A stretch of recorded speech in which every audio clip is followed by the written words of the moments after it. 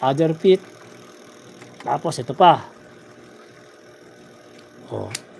So, nakaganyan na. Ano na po natin, na-establish na po natin ng ating Voltas 5. Kung nakikita nyo po yan, ganyan na po yung ayos natin ang kanyang tayo. Articulated po yan. Ayan na. Ano pa kulang po dyan? Siyempre, bago natin sabihin yan, nag-transform na po ng ganyan. Paikutin po natin para makita nyo po yung mga part. Pati po yung kanyang itsura po niya sa likod. Kung nakikita nyo po yan, hindi po ba maganda? Yan na po yung kabuuan ni Voltas 5. Ngayon, ang kulang na lang po niyan ay yung mga set of hands. So, ito na po yan. Yan. Ito na po yung mga set of hands. At ang kanyang laser sword. So, bibigyan po natin siya ng hands na yung isang kamay na nakabuka at isang naihawak ng sword.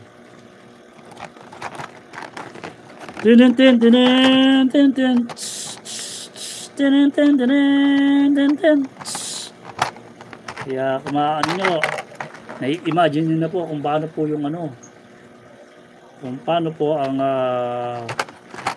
ni Voltas 5.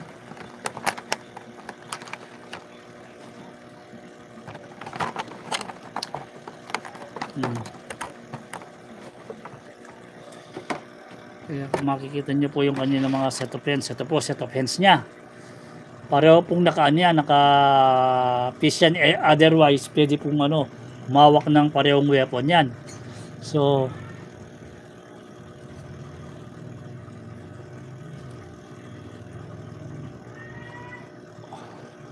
right hand, ito sa right hand nya.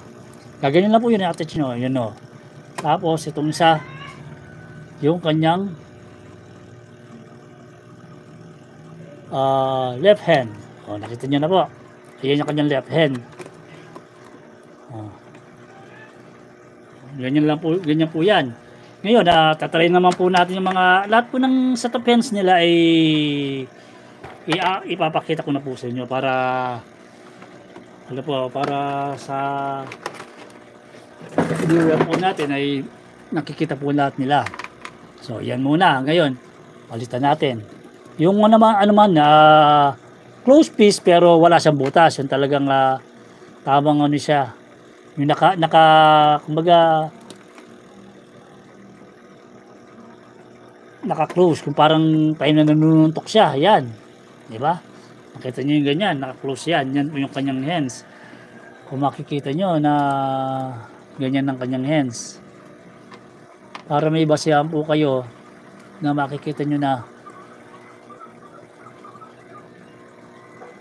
yun ang hands ni Voltas 5. Yung close piece yan.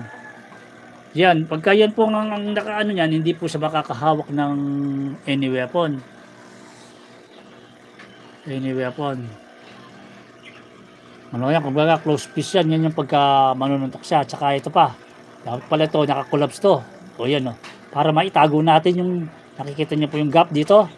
Nakita mo, para maitago yung gap, para maitago, ganyan pa yan. Dito, didiinan po natin yan. Yan. Para po yung, nagtago na po yung yung gap sa likod. Di ba po napakaganda ng kanyang ito pa po, yung kailangan to nakababayan. Yung antena ng Bolt Lander. Yan, kaya titignan niyo yan, na napakagandang figure yan, na talagang masasabi mo na pagka meron ka nyan, masasabi mo satisfied ka bilang isang batang 80s o batang 90s na na-equip mo yung ganyang kagandang laruan, na hindi lahat po ng mga hindi lahat po ng mga dumaan sa kabataan ganyan ay nakakapag-keep po sila ng mga laruan na ganyan, na si Voltas 5. Na isa po sa masasabi natin na magandang pagkagawa.